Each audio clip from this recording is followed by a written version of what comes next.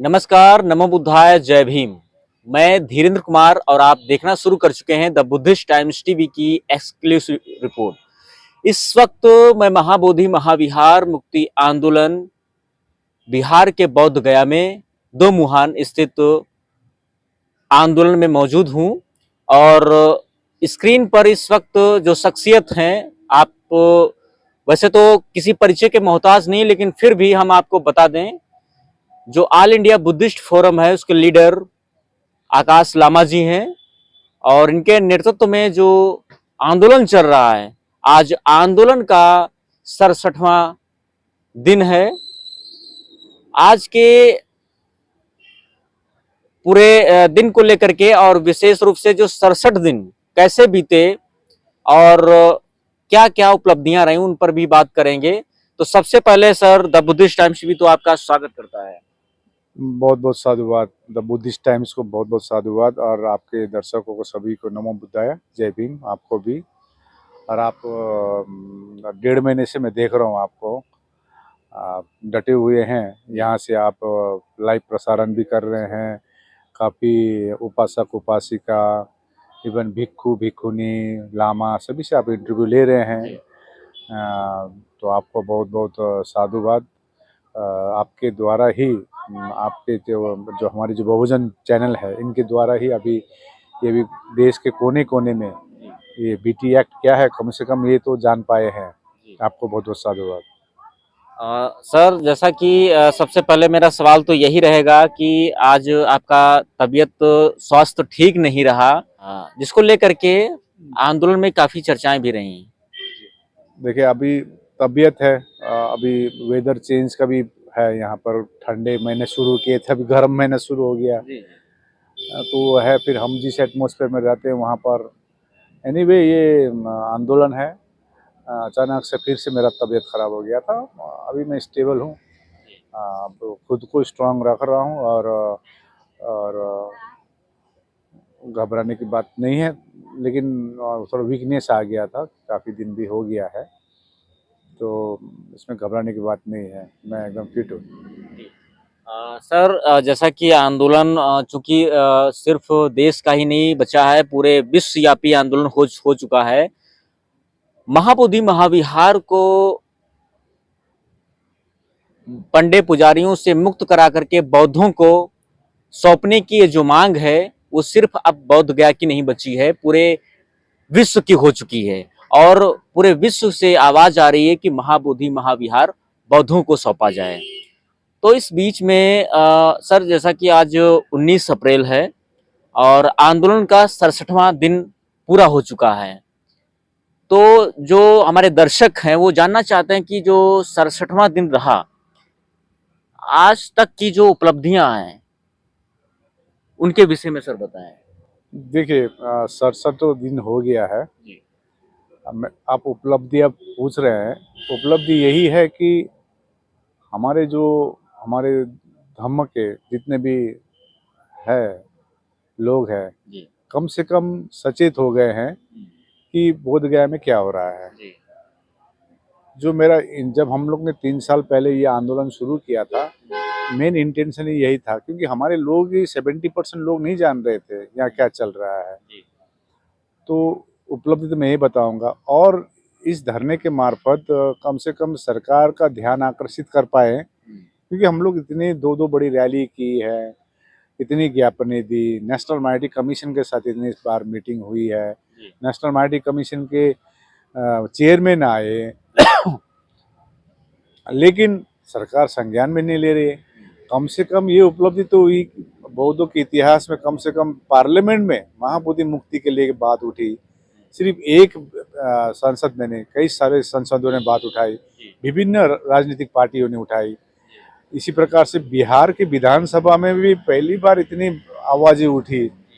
और अब देखिए, देखिए, इससे पूर्व भी आंदोलन हुई थी, और बीच में हम लोग वहाँ महाबोधि के सामने जाते थे, मन ही मन दुखी होते थे, आपस में बात करते, ये क्या कर रहे हैं। कम से कम ये लोगों के पास जानकारी हुई, भाई बीटी एक्ट 1949 क्या है, जिस प्रकार के अन्य धर्म के लोग उसी धर्म के लोग ही कम्युनिटी में रहते हैं, लेकिन बौद्धों के लिए अन्य क्यों? बौद्धों का जो बिहार में क्यों अन्य धर्म के लोग हैं, अब वो मान रहे हैं तो उसका तो ऑलरेडी खंडन किया गया 1895 में, कोर्ट ने खंडन किया गया है।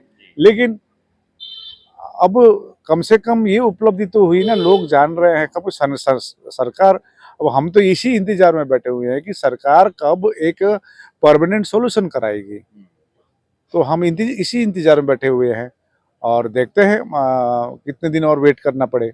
सर एक और हमारा सवाल है इसी के साथ में, आपकी जो जो लड़ाई है वो आर्टिकल 13 को लेकर के है या बीटी एक्ट जो कानून है उसको लेकर के है? देखिए,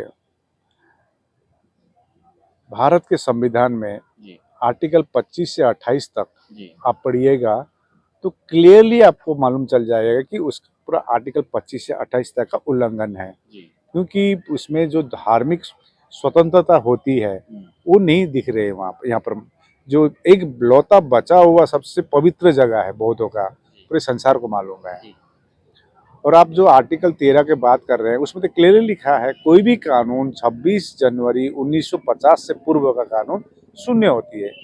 वो कानून अभी भी चली आ रही है। हमारा एक ही मांग है, बीटी एक्ट 1949 को निरस्त किया जाए। हम लोग ने ऑलरेडी 34 पेजेस का एक चैरिटेबल ट्रस्ट का हम लोग ने प्रपोजल दिए हैं नेशनल माइनॉरिटी कमीशन को, और आगामी दिन में भी देंगे, पहले भी दिए हैं, सरकार को भी दिए हैं।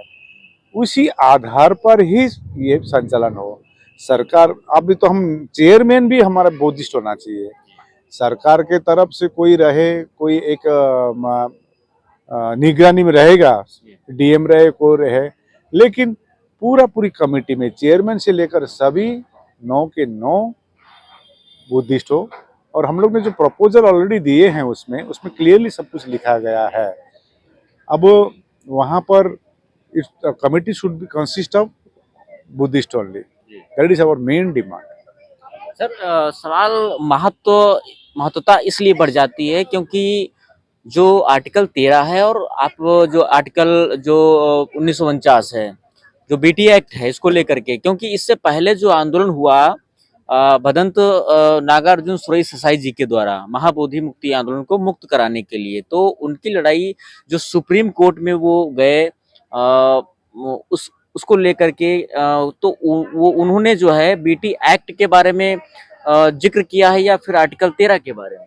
देखिए, भांति सुरेश ससाई ने जो रिट पिटीशन फाइल की है 2012 में, इसका अभी तक सुनवाई नहीं हुई, एक भी हियरिंग नहीं हुआ है, एक भी हियरिंग नहीं हुआ है अभी तक। तो अभी हम लोग ने ये धरने स्थल से मेरे नाम से ऑल इंडिया बुद्धिस्ट फोरम के उसमें बैनर पर हम लोग ने रिट पिटीशन फाइल की कि 2012 का रिट पिटीशन अभी तक हियरिंग क्यों नहीं हुआ है। तो अभी हमारे सुप्रीम कोर्ट के लॉयर में शायद बीच में कहीं बात चल रही है, आज भी बात हुई है अन्य एडवोकेट के साथ। देखिए, सरकार चाहेगी तो रातों रात होने वाली चीज़ है ये, ठीक है ना। तो अब भंते सुरेश ससाई का जो रिट पिटीशन का अभी भी हियरिंग के लिए वेट कर रहे हैं। तो आज हम चाहते परमानेंट सॉल्यूशन हो। आप इस धरने के मार्फत, क्योंकि हमारे पास कुछ विकल्प नहीं थी। देखिए, बौद्ध तो वैसे भी हम लोग बहुत शांत रहते हैं, अपना बात संवैधानिक बात करते हैं। अभी भी देखिए 67 डेज में आपने हम पर कितना लांछना लगा दिया है, लेकिन हमने कभी प्रतिक्रिया नहीं दिखाया, कभी प्रतिक्रिया नहीं दिखाया, कि हमारी धर्म सिखाती नहीं है कि कोई प्रतिक्रिया दे, ठीक है ना। जो अंदर में रहेगा उसको मालूम चल जाएगी, इधर आएगी तो मालूम चल जाएगा असल स्टोरी क्या है। जैसे आज मान लीजिए एक नेशनल चैनल से न्यूज़ 24 आए थे, माहौल क्या है, तो वहाँ से आए थे, उन्होंने यहाँ पर धरातल में आए, उन्होंने पूरा कन्विंस्ड हुए यहाँ पर, वो कह रहे थे सही एक मांग है। तो हम तो ये भी अनुरोध कर रहे हैं, हमारे जितने भी हिंदू भाई हैं इनसे भी अनुरोध कर रहे हैं, भाई ये जायज़ मांग को आप लोग जायज़ ठहराइए, ठीक है ना। तो हम भी जिस प्रकार से आपके लिए खड़े रहते हैं, आप भी हमारे लिए खड़े रहिए, मैं ये अनुरोध करता हूँ। हमारी कोई धर्म से लड़ाई नहीं है या कोई हमारी किसी जाति से भी नहीं है। We are all Indian, we are all Indians, are brothers and sisters. तो बट धार्मिक जो स्वतंत्रता है ये बरकरार रहे, ये चीज़ हम चाहते हैं। आप पूजिए, आप अपना मंदिर में पूजिए, ठीक है ना, लेकिन हमको अपने धर्म का एक स्वतंत्रता चाहिए, और इसीलिए हम चाहते हैं कि इसका मेन जड़ ही बीटी एक्ट 1949 है, इसको पूरी तरह से निरस्त किया जाए। Thank you. तो बीटी एक्ट जो 1949 से जो कानून बना था, उसको निरस्त करने के लिए यह आंदोलन का 67वां दिन कंप्लीट हो रहा है, जिसको लेकर के लगातार पूरे देश से, पूरे विश्व में आवाज गूंज रही है, और सरकार इस पर लगातार नजर बनाए हुए है। अब देखना यह बड़ा दिलचस्प होगा, क्या आखिरकार बौद्धों की इस जायज मांग को सरकार कब तक न्याय दिलाने में सक्षम होती है। लामा जी, आखिरी चलते चलते एक और सवाल हमारा है आपसे। 4 मई को लेकर के जो धम्मचारिका है, उसकी रूपरेखा क्या है और कैसे बौद्ध गया से पटना पहुंचेगी? देखिए, 4 तारीख से एक धम्मचारिका है, 2000 भिक्षुओं का एक हम लोग धम्मचारिका करेंगे बोध गया से पटना जी। तो उसके बाद 12 तारीख जो बुद्ध पूर्णिमा है, इस बार सभी का आह्वान किया गया है कि आप लोग प्रत्येक साल अपने अपने बिहारों में बुद्ध पूर्णिमा मनाते प्रत्येक साल, लेकिन इस बार महाबोधि मुक्ति के लिए इस बार यहाँ पर मनाइए और शांति से। और हम चाहते हैं, सरकार से भी कहना चाहते हैं, कोई लॉ एंड ऑर्डर का कुछ मामला ना हो, केओस ना हो, हम यही चाहते हैं। तो सरकार चाहेगी तो टॉक शुरू कर सकती है, तो जल्द से जल्द टॉक शुरू हो, हम यही चाहते हैं। सर, रूपरेखा का मतलब हमने ये हमारा सवाल ये था कि बौद्ध गया से या सिर्फ रूट जाएगी या फिर गांव स्तर से होकर नहीं, जो रोड जो जाती है, शहर जो भी शहर आती है, जैसे गया आता है, उसके बाद मकदमपुर आती है, मसूरी आती है, जहानाबाद आती है, पुन आती है, उसके बाद तो हम लोग जो जाते हैं इस रास्ते से हम लोग जाएंगे और मुख्यमंत्री को फिर से हम एक ज्ञापन देंगे और फिर से हम लोग यहाँ पर आकर अपने सूत्र पाठ करेंगे। इस चारिका में करीब कितने बौद्ध भिक्षु शामिल रहेंगे सर? लगभग हमारा प्लान है 2000 भिक्षुओं के साथ चलने का। प्लान चेंज भी हो सकता है, लेकिन अभी 2000 का तैयारी कर रहे हैं और भी उपासक लोग रहेंगे। तो हम इसीलिए कर रहे हैं कि सरकार को ये विशेष करने का कारण क्या है कि सरकार कुछ तो कहे, ठीक है ना।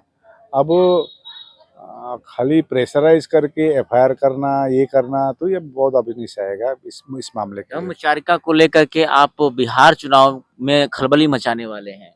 देखिए, चुनाव एक पार्ट है और राजनीतिक पार्टी एक पार्ट है। यहाँ पर सभी राजनीतिक पार्टियों का, नॉन पॉलिटिकल ऑर्गेनाइजेशनों का आज मेरे पास लगभग 500 प्लस नॉन संगठनों का समर्थन पत्र यहाँ पर आके दे रहा है। इवन डीएम को भी दे रहा है और सीएम को भी भेजा जा रहा है। उसका कॉपी तो आप देख सकते हैं। तो आज चुनाव, देखिए मेरा कहना क्या है, हो सकता है बौद्धों को न्याय देरी से मिल रहा है, क्योंकि सोच रहे होंगे कि इनकी वोटर कम है, लेकिन देखिए vote is not the factor. एक व्यक्ति का यदि एक व्यक्ति हो, उसका यदि अन्याय हो रहा है तो उस पर बोलना चाहिए, उसमें चुनाव या वोटर नहीं देखा जाता है, ठीक है ना। Thank you. तो ये थे हमारे बीच में ऑल इंडिया बुद्धिस्ट फोरम के महासचिव आकाश लामा जी, जो बौद्ध गया मुक्ति आंदोलन को नेतृत्व कर रहे हैं। और उन्होंने काफ़ी गंभीर सवालों पर उन्होंने उसके उत्तर भी दिए और बताया कि कैसे जो है यह आंदोलन जीत की ओर आगे बढ़ता हुआ दिखाई दे रहा है। और जो 4 मई को जो धम्मचारिका निकलने वाली है, उस पर भी उन्होंने विस्तार पूर्वक जो है चर्चा की। पूरी कवरेज पर क्या है आपकी प्रतिक्रिया, हमें कमेंट सेक्शन में ज़रूर बताएं। और यह सिर्फ आवाज़ सिर्फ बौद्ध गया की नहीं है, पूरे देश की नहीं है, पूरे विश्व के बौद्धों की है। इसलिए यह आपसे निवेदन है कि इस आवाज़ को सिर्फ आप अपने तक सीमित ना रखें, इसे अधिक से अधिक लोगों तक शेयर करें, ताकि यह आवाज़ पूरे विश्व के बौद्धों तक पहुँचे और बुद्ध पूर्णिमा को जो आह्वान किया गया है, करीब 10 लाख लोग यहाँ पर पहुँचने की उम्मीद है। तो उस ऐलान को, बुद्ध पूर्णिमा को सफल बनाने में और महाबोधि मुक्ति जो आंदोलन चल रहा है, महाविहार को बौद्धों को हाथ में सौंपने की, वो सफल हो। देखते रहिए द बुद्धिस्ट टाइम्स टीवी। नमस्कार, धन्यवाद। Thank you. Thank you.